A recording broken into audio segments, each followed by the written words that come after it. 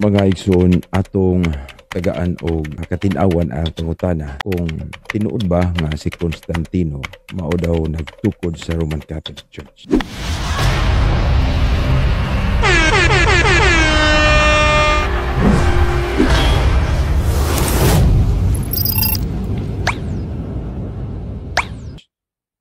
Maigsoon unastanan walay historian nga mosuporta ni ana.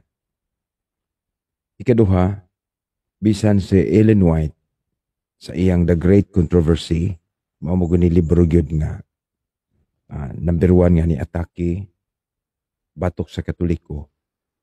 Wala gyud mogsulti nga si Constantino mo'y nagtukod sa Roman Catholic Church. Sa to pa ang ato maiso o mga Seventh-day Adventist nga moingon sila ani ana maong statement, mapakya sila. Mabitaw ang atong dialogue si Brad Julito, wala gyud kahatag og page nga naa dinhi sa The Great Controversy nga si Ellen White mingon nga si Constantino mo'y founder sa Roman Catholic Church. Walay usa ka Seventh-day Adventist sumala sa atong gipost nga nakatubag niini. Busa usa di ay kadto ka pagpangilad sa mga tao aron mutuo sila nga si Constantino mao ay nagtukod sa Roman Catholic Church. Pero sa mga tinuod ni ana, ni atay librong karaan nga Ancient and Modern Times. Kasaysayan kini. So, ang atong nabasa dinhi nga si Constantino sigon sa iyang ni profesya nga ang tuon niya mahitungod sa Christianity, mao katong iyang vision, padulong siya sa usa ka gubat. Nay marka dito sa langit, nakita niya ang krus, na nay marka, in hoc signo vinces. No? By this sign, you shall conquer. Tuod, nakadaog siya sa maong gubat sa lain nga emperor, lain nga hari. Mao nga, giingon diri, gikan adto tungod sa maong kadaugan, giingon diri sa Constantine solemnly declared that henceforth he would support the religion whose sign was the cross. No? Sa ato panaanadaan ang Katoliko nga pagtuo nga naghatag og simbolo nga krus.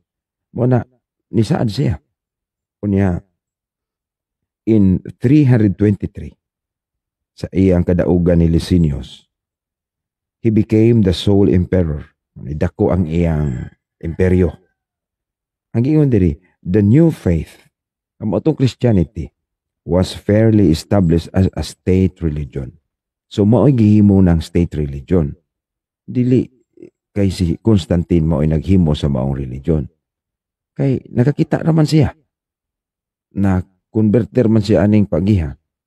Unya sa page 208, giingon diri nga na-word diri the adoption of Christianity as a state religion. So, giklaro di ay nga pag-establish ni Constantine as a state religion, yung gi-adapt. This is adoption. So, dili ikaw ang naghimo. Unya ang cross nahimo nilang military standard. Okay, mao mo gyud sinugdanan sa iyang pag-convert. Unya, ang ilang giingon nga si Constantino maoy sa iyang pagtukod sa Roman Catholic Church, iyang gimix ang Christianity o ang paganism. Dili wala gihapoy historian nga mosultian ana. Si Ellen White ra mo inig-ingon ana, pero matud pa nga dili ka na walay historical credentials ang iyang gisulti.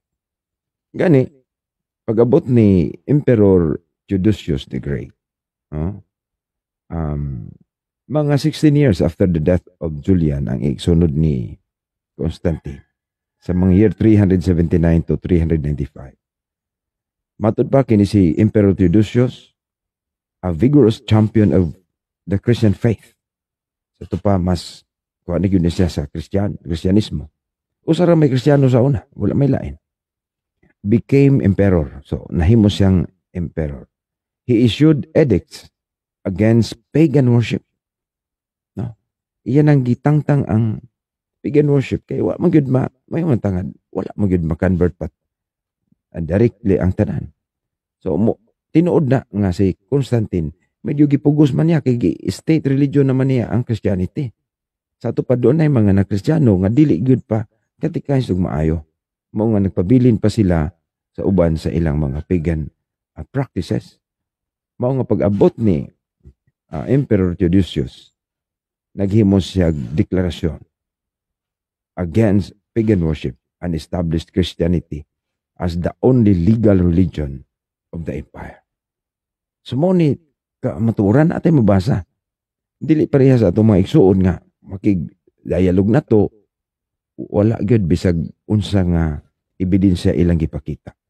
Mao nga pakya sila nga moingon nga si Constantino may nagtukod sa Roman Catholic Church. Ang giingon sa Catholic Encyclopedia nga Constantine founded churches daghan man. Mao kadto mga buildings, church buildings. Dili ang organization. Mao nga napakya sa atong mga igsuon sa pagsabot niini. Ug dili tinuod nga ang Roman Catholic Church ang sinugdanan si Constantino. Pero simple, nganong Roman man, tungod kay dito naman gahimo ang sentro sa Kristyanismo. Unya, dili tinuod nga si Constantino nagpatay og mga irihis nga mga nisupak niya. Walay historian sad nga nagsulti niini, pero matingala ta, ilang isulti dayon, pero pangitaan na to ebidensya wala. Unsa may gihimo ni Constantine as ni support na siya sa Christianity. Ang mga misupak niini suma sa mga kasaysayan ug imong yung basahon magkugi ka. Ang iyang gibuhat is exile. So palayason ka. Pahuwaon ka sa imperyo. Confiscation of property.